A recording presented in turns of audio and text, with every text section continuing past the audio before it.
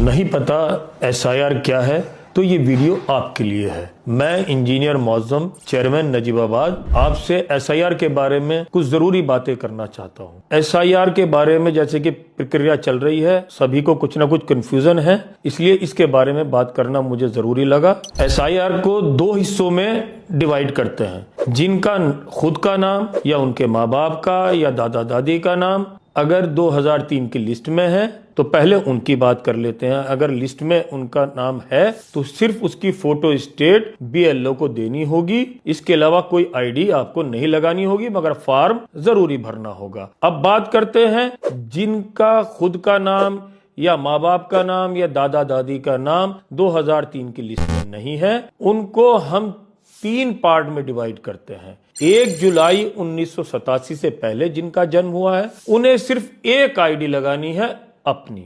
जिनका जन्म 2004 2 दिसंबर से पहले और 1 जुलाई 1987 के बाद यानी इस बीच हुआ है तो उनको 2 आईडी लगानी है, एक खुद की और एक माँ या बाप में से किसी एक की। अब जिनका जन्म 2 दिसंबर 2004 के बाद हुआ है उनको 3 आईडी लगानी होंगी, एक अपनी माँ की, एक अपने बाप की। अब बात कर लेते हैं जो आईडी में से कोई एक आईडी हमें लगानी है। ये 10 आईडी हैं, इन्हें अच्छी तरह देख लीजिए।